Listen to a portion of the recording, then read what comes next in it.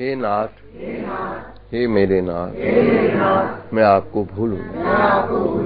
हे नाथ, हे मेरे नाथ, मैं आपको भूलूं नहीं।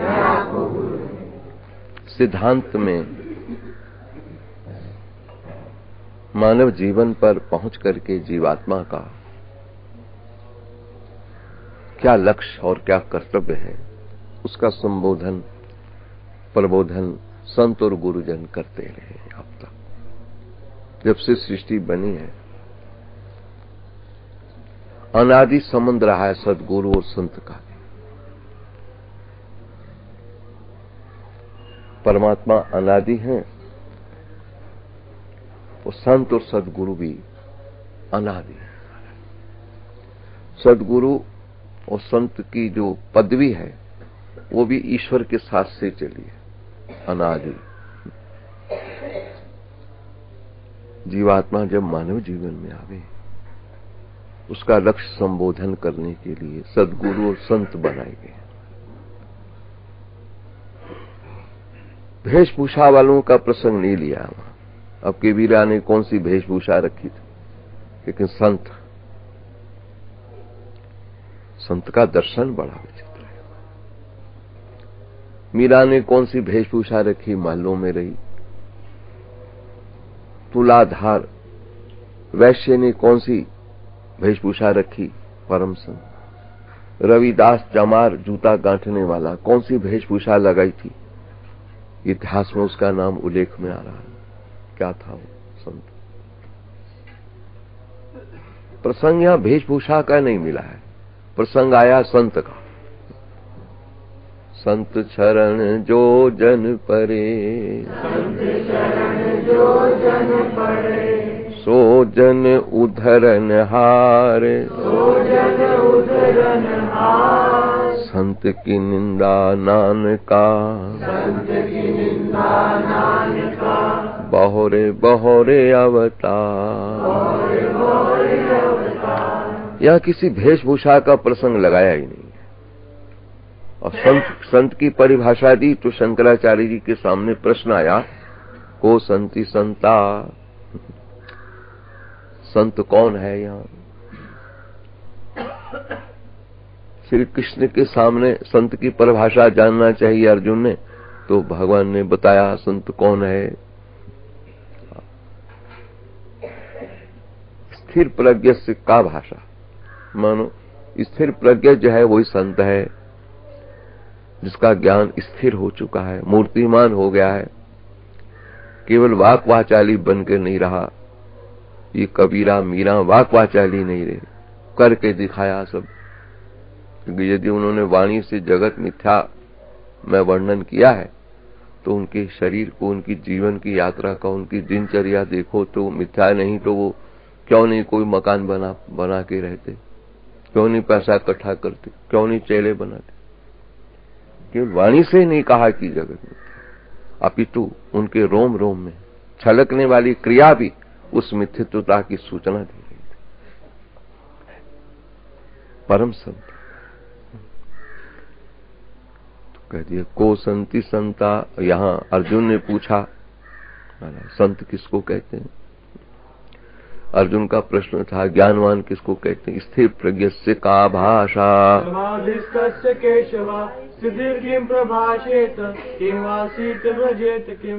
ये प्रश्न किया है। वहां प्रश्न किया है संत कौन, यहाँ प्रश्न किया है कि ज्ञानवान कौन है। स्थिर, जिनका ज्ञान स्थिर हो गया है, केवल दूसरों के लिए नहीं, उनके जीवन पर ही उतर चुका है। और दिनचर्या और जीवनचर्या सारी उनकी इस बात का सूचक है, द्योतक है कि वो किसी तथ्य को, किसी लक्ष्य को उन्होंने अपने जीवन में फॉलो कर लिया है। ऐसा कौन है जो हमको मिल जाए, कोई लक्षण उनके बताओ, ऐसे लक्षण हों जिन लक्षणों से हम उसको सरलता से पकड़ सकें। यहाँ तो वेशभूषा वाले लाखों घूम रहे हैं, पकड़ने में नहीं आ रहा कि संत कौन है। हम कैसे समझें कि इसके चरण पकड़ लें, इसका आश्रय ले लें तो हमारा उद्धार हो जाए।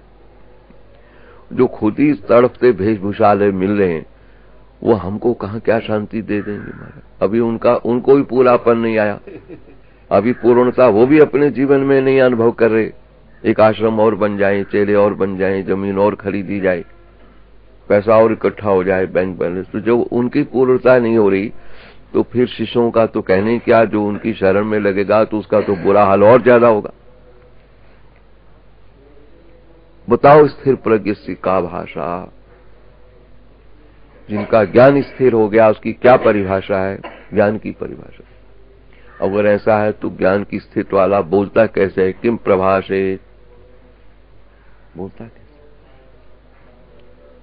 कभी उसमें क्रोध नहीं मिलता है। ज्ञान की स्थिति वाले का क्रोध नहीं है, हर वक्त मुस्कान मिलेगी उसको। यम ही न व्यथ्यन्ते ते पुरुषम पुरुषस्वांग,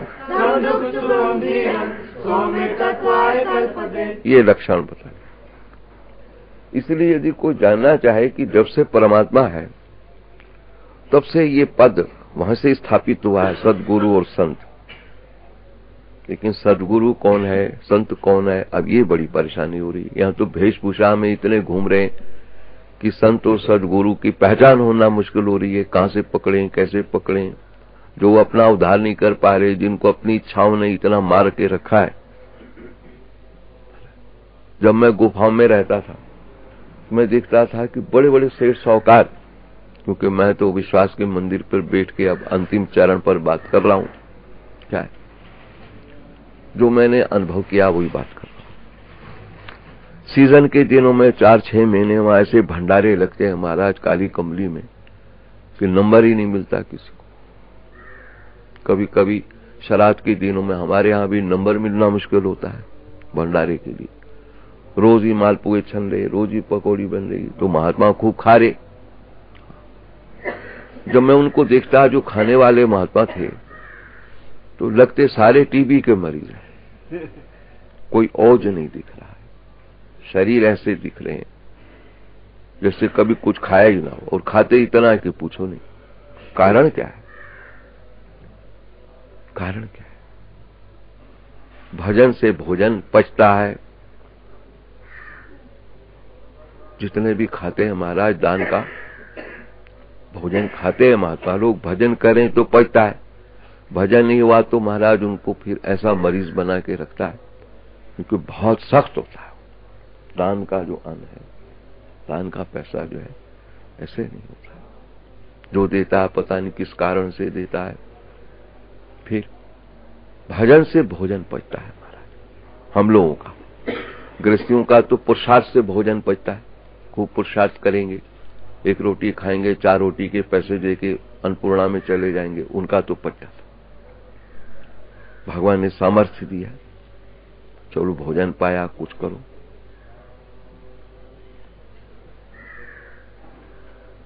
गृहस्थियों का भोजन पचता है पुरुषार्थ पर, और संत महात्माओं का, साधकों का भोजन पचता है भजन पर। संत महात्मा अगर भजन नहीं करते तो भोजन उनको पचता ही नहीं। इसलिए कई बीमारी है महात्माओं में। हमारे यहाँ 75% अभी भी महात्मा बीमार पड़े दिखाई दे रहे। इलाज कईयों का हम करा ही रहे। किसी का ऑपरेशन हो रहा है, किसी के पेट का समस्या है, किसी को गले की समस्या। कारण क्या है? वो पद्धति उनके हाथ नहीं लगी। पुराने ऋषि मनुष्यों के किस प्रकार की उनकी पद्धति थी। हम उतना नहीं खाएंगे जो भजन ना हो सका, ये उनका उद्देश्य था। पहले भजन होगा हमारा। अगर भजन नहीं बनता तो खाना हम क्यों खाएंगे इतना? और जिस दिन भजन नहीं बना उस दिन खाना ही नहीं खाया महात्मा ने। ऐसे ऐसे महात्मा हमने देखा। आज भजन कम हुआ है, इसलिए हम भोजन नहीं पाएंगे। हमारा 1.25 लाख जप का नियम अभी तक हुआ नहीं। जब तक होगा नहीं हम भोजन कैसे पालेंगे? पानी तक नहीं पिएंगे। वृंदावन में तो कई ऐसे महात्मा देखे हमने। पहले भजन होगा तब कुछ पा पाएंगे, नहीं तो नहीं। हमारे पास और कौन सा साधन है भोजन पचाने का गृहस्थियों का, ये कहते थे। तो उन महात्माओं का वर्णन नहीं हो रहा है, महात्मा का वर्णन हो रहा है। सा महात्मा सुदुर्लभा बहुनाम जन्म नाम अंते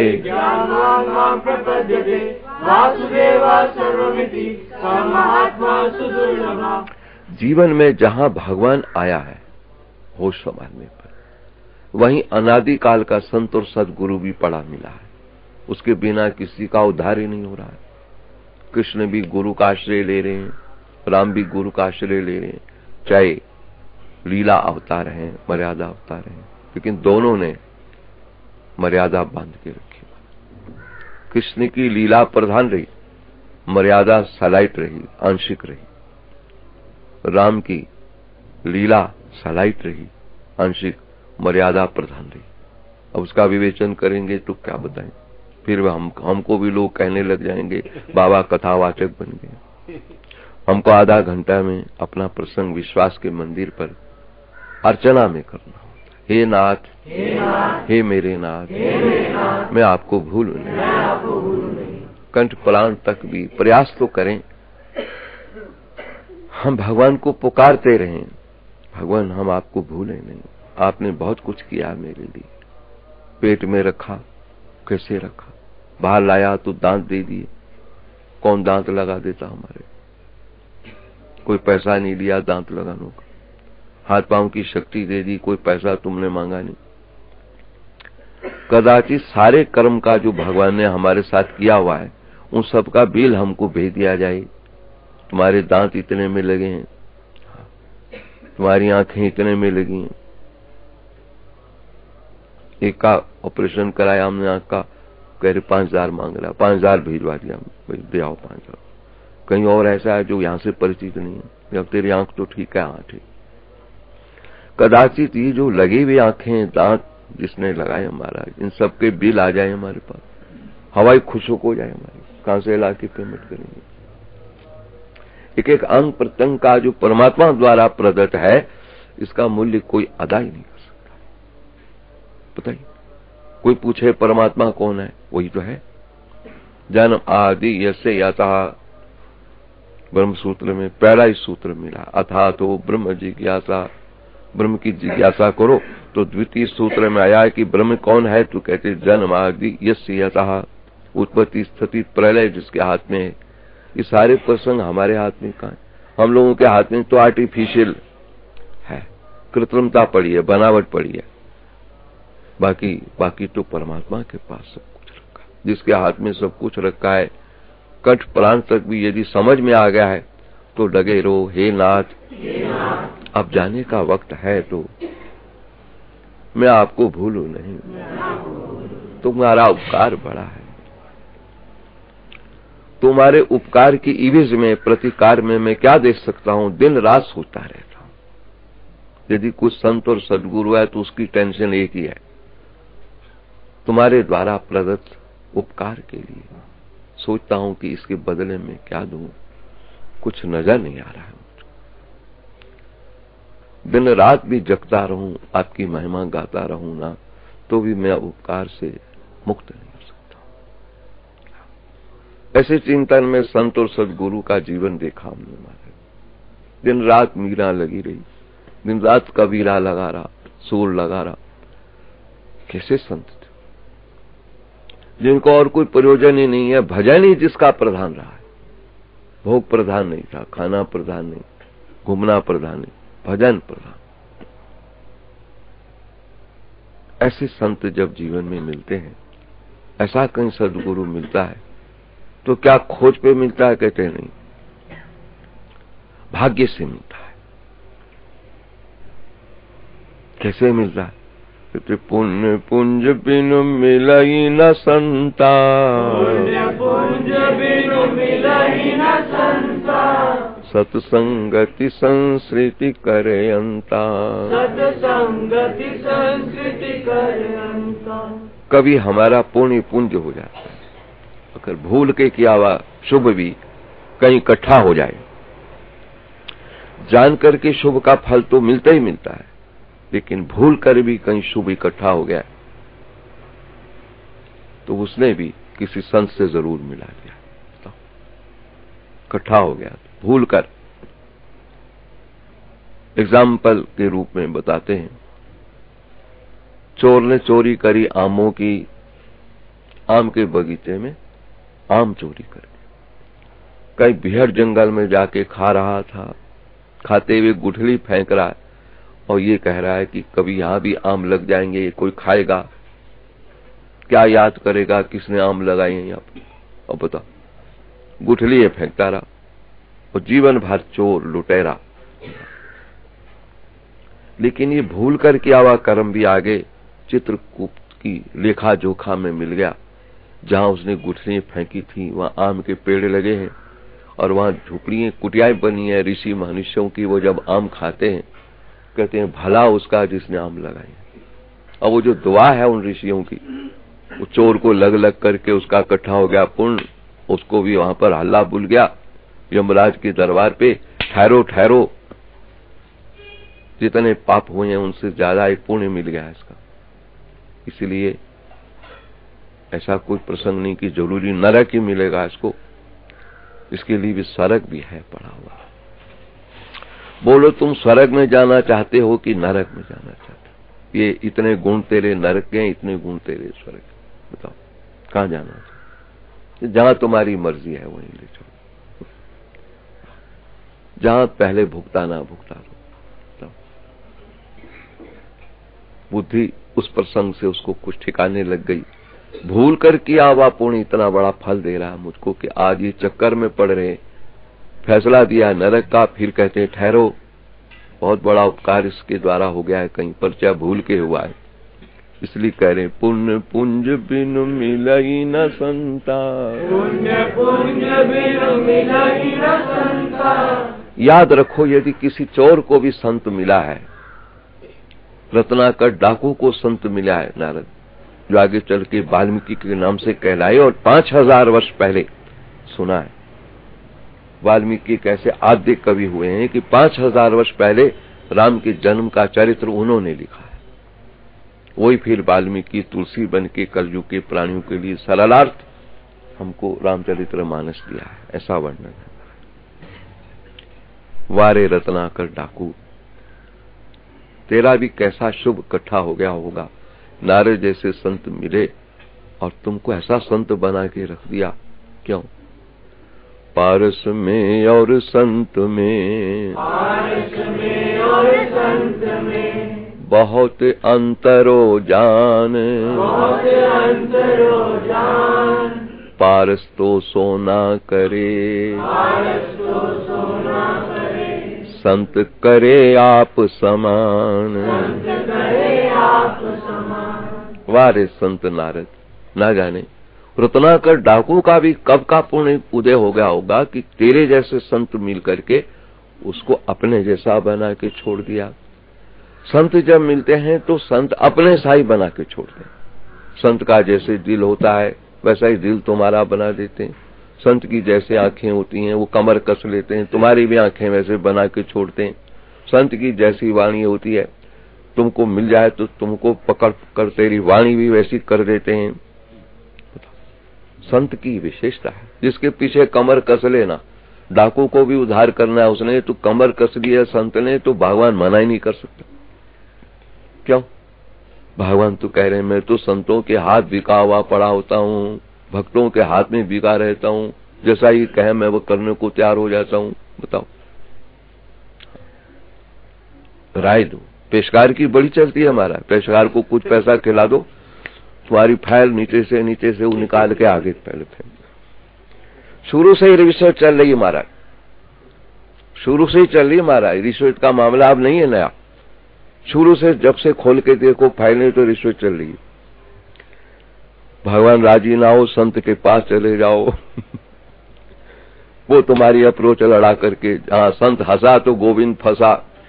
हाँ, गुरु जी कहा करते थे कितना भी कठिन काम हो, संत भक्त को पकड़ लो तो महाराज वो तुमसे खुश होकर आगे तेरी अप्रोच लड़ाएगा, काम करेगा तुम्हारा। वो जो कठिन काम है वो तुमको सरल करके दिखाएगा। तेरी फाइल चाहे नीचे से नीचे पड़ी हो, उसका हाथ गर्म कर ले। अब वहां तो यह है, लेकिन यहाँ संतों का ऐसा प्रसंग, संत तो कुछ और ढूंढते हैं। जब तेरा पश्चाताप दिखते हैं, पश्चाताप रूपी जब तेरी भेंट दक्षिणा देखते हैं, पश्चाताप कर रहा है पाप करके, तब भगवान से कहते हैं माफ करो, सुत अपराध करते है जेते, सुत अपराध करते है जेते, जननी चित न राखसी तेते, जननी चित न राखसी तेते, जे अति क्रोध करे विधाया, जे अति क्रोध करे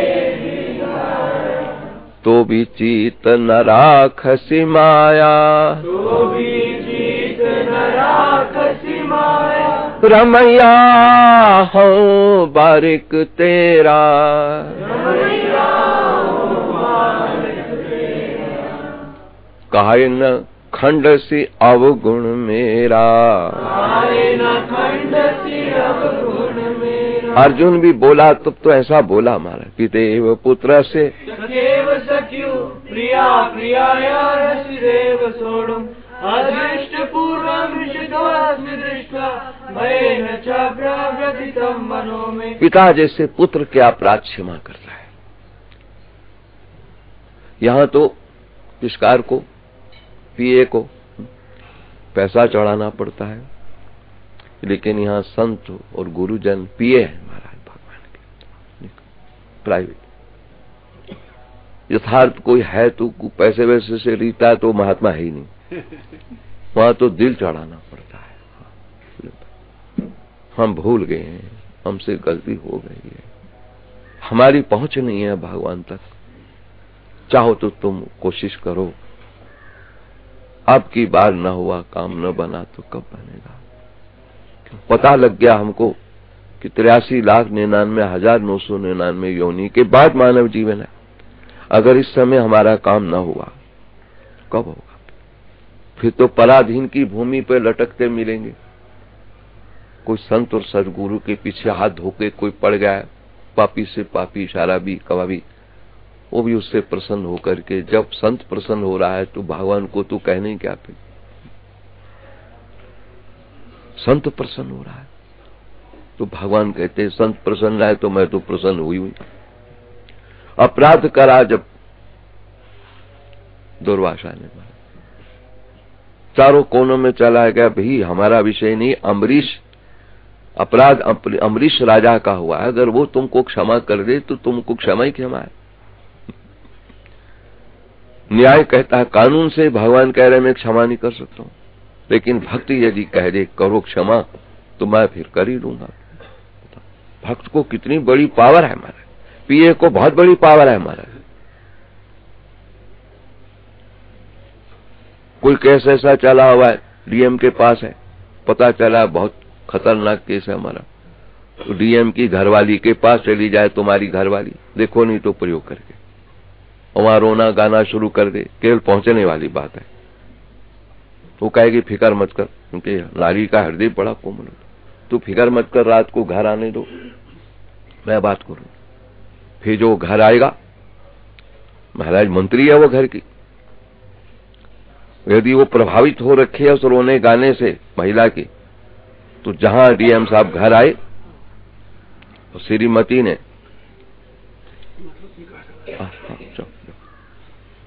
पैसे कि घरवाली प्रसन्न हो गई उसकी डीएम की, तो उसने डीएम से कहा देखो जी रोटी तो बाद में खाना, पहले बताओ वो आई बेचारी इतनी रोती पीटती, उनके घर की ये समस्या है। अरे भागमती तो रोटी खिला कर दूंगा, काम उसका हो गया काम, ना करे तो फिर देखो कैसा चंडी रूप बना देगी वो। इसलिए भगवान ने कहा भक्त संत कोई मिल जाए ना तुमको, फिर देखना मैं उनके सामने ना नहीं कर सकता। क्यों? मेरी सारी फार्म की सप्लाई वो करते हैं, भक्त लोग संत लोग करते हैं। वो यदि काम करना छोड़ देंगे, मुझे कौन समझेगा भगवान कहाँ बैठा है, बैठा रहने दो जहां। एक भक्त ने एक बार चेतावनी दी भगवान को, तू ऐठन मत दिखा जा रहा, हम ना हो तो तुमको जाने कौन है, तेरे मंदिर में आए कौन, हम ही प्रचार करते हैं, नाच गा के हल्ला मचा करके सब लोग तेरे मंदिरों में ला रहे हम, ज्यादा बोलने की जरूरत नहीं। भगवान मुस्कुरा दे, तू हल्ला मत कर, तू समझ गया है तो चुप हो जा, तू जो कहेगा तेरा सब कुछ कर दूंगा और तू माल बेच हमारा, बस ये है हमारा रहस्य की बातें हैं सारी। इसलिए पहले तो मुश्किल है, संत कौन है, भक्त कौन है, उसके लिए भी कहीं पुण्य पुंज महाराज भूल करके भी कहीं पुण्य किया हुआ इकट्ठा हो गया है तो फिर अपन अचानक संत मिलेगा ही। आज तक किसी को ढूंढने पर संत नहीं मिला, ना सदगुरु मिला। कहते रहते हैं सदगुरु संत की तो परिभाषा प्रकट होने की है। ढूंढने पर भगवान किसी को मिलता तो सबको ही मिल जाता, नहीं तो भगवान ने तो प्रकट होना है। कहां प्रकट होना है? हरि व्यापक सर्वत्र समाना, हरि व्यापक सर्वत्र समाना, प्रेमत प्रगट होई मैं जाना, प्रेमत प्रगट होई मैं जाना। समाधि की भाषा से बोल रहा है भगवान शिव, बोल रहा है रामचरितमानस देवताओं की सभा में। मैंने जो समझाया अब तक यही समझा है, भगवान को ढूंढने से में नहीं मिलेगा हमको, ना ढूंढे भी नहीं मिलेगा, केवल प्रेम है। कहां भी हो गया है भगवान की मिलन की उत्कट उत्कंठा, भगवान के बिना हम रह ना सके, फिर वहां मुस्कुराता हुआ प्रकट हो जाएगा। अरे काहे को रो रहा है, मैं तेरे पास खड़ा हूं, काहे को रो रहा है बताओ। भीड़ में बच्चा रो रहा हमने देखा, माँ मम्मी मम्मी मम्मी, और मम्मी पीछे से भाग के आई, मैं तेरे पास हूं तू काहे को रो रहा है, चिपट गया उसमें। ऐसे भगवान का काम है। हम रोते रहते हैं जहां तक, जब हमारी उत्कट उत्कंठा देखता है, सहन नहीं करता, तू कहता है कहां ढूंढ रहे हो, मैं तुम्हारे पास खड़ा हूं। पूप मध्य जो बास बसत है, पूप मध्य जो बास बसत है, अरे मुकर में जो छाई, मुकर में जो छाई, तैसे ही हरि बसे निरंतर, तैसे ही हरि बसे निरंतर, घट ही खोजो भाई, घट ही खोजो भाई। संत कह रहा है भाई तुम कहां ढूंढते हो उसको। सदगुरु ढूंढने से भी नहीं मिलेगा, कभी नहीं मिलेगा, कितनी कोशिश कर लो, बना लो, मिलेगा नहीं। वो बनाते जाओ। जैसे सुनते हैं एक माई एक गुरु के पास गई, महात्मा जी हम आपको मंत्र लेना, गुरु लेना। वही तो इतनी बूढ़ी हो गई, इतना समय हो गया, अब तक तूने गुरु नहीं बनाया। कहता नहीं, बचपन में एक बनाया था, चोला छोड़ गया, फिर दूसरा बनाया, वो भी चोला छोड़ गया, 5 चोले छोड़ गए, यूं कह रही है। अब आप ठीक लग रहे हैं आप, माई मैनू जीने दे, कुछ खाने पीने दे, तू मेरे पीछे पै गई। 5 तो तू पहले मार देते, वो छठा मारन आई है, मैं नहीं बनाना तेन। तो ये तो हालात गुरु बनाने से कभी नहीं मिलेगा, भगवान ढूंढने से नहीं मिलेगा। फिर क्या होगा? कहते जब भी मिलेगा अपने आप मिलेगा। यम एष विवरणते तेन लभ्या, कठोपनिषद कह रही है। जिसको वो वर्ण करना चाहता है उस पर कृपा ऐसी करता है कि उसको सबसे पहले तड़प देता है अपने मिलने की। भगवान की कृपा से ही भगवान के मिलने की तड़प पैदा होती है, असली बात ही है। कृपा उनकी होगी तो हमको उसके मिलन की तड़प होगी, और तड़प पर वो उतरेगा, प्रकट होगा। अब बताओ कब कैसा हो, किस प्रकार हो। सारा प्रसंग इतना जटिल हो चुका है मानव जीवन में भी, कि जहां मानव जीवन को दिया था विश्राम के लिए हमको, कबहु करि करुणा नर देहि, उस करुणा निधान ने मानव जीवन तो दे दिया, लेकिन इसमें और प्रसंग हमको नहीं पता लग रहे कि क्या करें। झाड़ू फेरने वाले जमींदार की एक बार लॉटरी निकल गई 7 लाख की। उस समय 7 लाख बड़ी चीज थी मालूम, सब लोगों में हल्ला बोल गया, 7 लाख की इसको लॉटरी मिली। लेकिन बस महीना 15 दिन बाद देखा तो वही फटे कपड़े पहन रखे, वही टूटे जूते पहन के घूम रहा है। पैसा कहाँ गया? कहता पता नहीं कहाँ गया। वही हाल हमारा होता है। अचानक लॉटरी खुली, मानव जीवन मिल गया, लेकिन फिर वही फटे कपड़े देखना, फिर पशु पक्षियों की योनि में चले जाएंगे हम। अगर ना पता चला, कोई अच्छा व्यक्ति ना मिला, व्यापारी जिसके साथ पार्टनर बन के हम 7 लाख से और बढ़ाने का प्रयास करें। 7 लाख की संपत्ति कोई कम थोड़ी है, मानव जीवन कोई कम थोड़ी है। लेकिन जैसे उसका हाल हुआ है जमींदार का कि अचानक लॉटरी आई, नहीं समझ पाया कि 7 लाख का करूं क्या। पिया, खेला, जुआ खेला, पिया कर करा के फिर देखा तो महीने बाद उसके वही टूटे हुए जूते, फटे हुए कपड़े। लोगों ने कहा पैसा पता नहीं कहाँ गया। वही हमारी हालत होती है कि फिर यदि किसी योनि में हम चले जाएं, कोई पूछे कि मानव जीवन कहाँ गया, पता नहीं कहाँ गया, यहीं गया और कहाँ गया। ढाक की 3 पात फिर उसी योनियों में हम चले गए। इसलिए बचाओ अपने मूल को। संत और सदगुरु जब से आए हैं वो हमको आवाज लगा रहे हैं, और कुछ नहीं पड़े, मूल तो तुम्हारा बच जाए कि दोबारा मानव जीवन तो मिल जाए। ऐसी शक्ल सूरत तो दिखाई दे तुम्हारे, ऐसे नियत कर्म तुम्हारे दिखाई दें कि विश्वास हो जाए कि दोबारा मानव जीवन मिल जाएगा। यहाँ तो कर्म की भूमि ने मानव से भी हटा के रखा है सबको। महात्माओं को देखो तो महाराज, एक महात्मा हमारा, उसके बच्चे आए, 4 लड़के आए महाराज, ये आंखों दिखा ला। विश्वास के मंदिर पे मैं बोलता रहता हूँ, बाबा हमारे साथ चलो। इनकी जहाँ कुटिया थी, संपन्न बालक थे, कुटिया में जो सामान हो आप महात्माओं को बता दो। वहां जाके देखा तो 40 कंबल पड़े, 50-60 भागलपुरी चदरे पड़े, जहान भर के तौलिया पड़े, बर्तन पड़े। भाई तू कोई वो महापंडित है, कोई आचार्य निकला मुर्दे के उठाने वाले, तुमको नहीं चाहिए तो इतना माल क्यों इकट्ठा करा कुटिया में? पीछे उसने और अश्रद्धा पैदा कर दी बच्चों में। है बड़ा मुश्किल, बहुत मुश्किल निभाना है। हाँ, मोहब्बत अपने दिलवर से। उधर सूरत है अमीराना, इधर हालत फकीराना, क्या फायदा क्या हुआ? इसलिए हर प्रसंग में खोज करने में उतरो तो भगवान खोजने पे नहीं मिलेगा। सदगुरु करते रहोगे, कितने बनाते रहोगे, लेकिन मिलेगा कब? और जब मिलेगा तुमको तुम्हारा हाल ऐसा कर देगा, तुम्हारा दर्शन ऐसा हो जाएगा जैसे भगवान का दर्शन कर रहे हो। कोई है कोई ऐसा?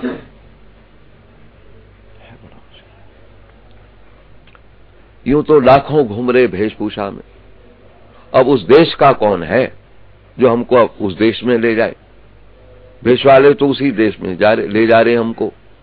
जितने भेष वाले मिल रहे महाराज, जिस भेष में वो घूम रहे उसी भेष के चेले बना रहे। चिलम पी रहे हैं, चेले को भी चिलम सिखा रहे। वो आश्रम बना रहे हैं, चेलों को भी आश्रम में लगा रहे। तो महाराज फिर भेष वाले तो ऐसे ही लग रखे।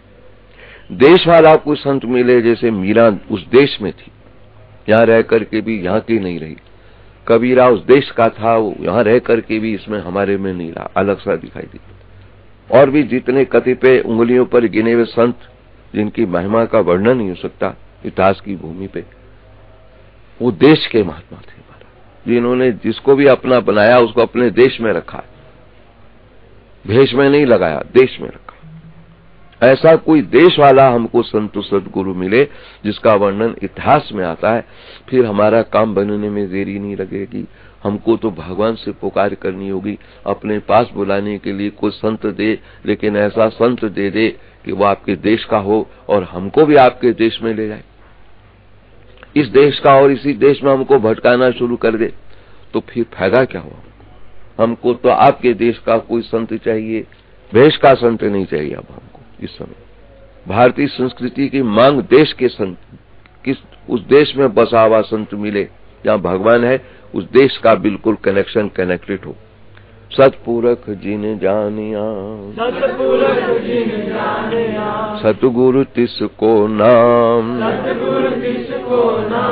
तिसके संग सिख उधरे, नानक हरि गुण गान। कई देश का संत हमको मिले, हम ये पुकार भगवान से करते रहे, अपने देश का कोई संत और सदगुरु हमको मिला दे ताकि हमको आपके देश में, इस देश में तो हम भटकते आ रहे हैं। जितनी योनियां गुजरी, इतने परिवार बनाए, घर बार बनाए, और अब फिर लगे हुए आश्रम बनाए, तो जमीनें खरीदी, तो चेले बनाए, 2-4 बच्चों से छूटे तो करोड़ों चेले बना दिए। तो फायदा क्या हुआ हमको यहाँ आने का? हमको तो उस देश का संत मिलाओ जो आपके देश में मिला हुआ हो और हमको आपके देश में डायरेक्ट पहुंचा देगा। ऐसे की जरूरत पड़ रही है भारत संस्कृति में, हमको मांग है, ऐसी भूख है। ऐसा कोई संत हो भगवान जो आपके देश में रहता हो, और आपके देश में रहने वाले संत के लक्षण अलग हैं, उनको दीन दुनिया की खबर न हो, अपने में दिख रहे हो, रामकृष्ण परमहंस की तरह, स्वामी राम तीर्थ की तरह, मीरा तुलसी कबीरा की तरह ऐसे मिले हमको। क्या करें? हे नाथ, प्रयत्न तो करेंगे हम। हे नाथ, हे नाथ, हे मेरे नाथ, मैं आपको भूल नहीं। उनके ठाकुर मेरे हैं, मैं ठाकुर का हूँ। हमारा उनसे अनादि संबंध है, जिस संबंध को कोई भी छेद कर ही नहीं सकता है। इसलिए उस अधिकार से मैं बोल रहा हूँ, हे नाथ, हे मेरे नाथ, मैं आपको भूलूं नहीं। ओम गीता शास्त्रमिदं पूर्णम्। पठेत् प्रयतः पुमान् विष्णु पद्मवाप्नोति।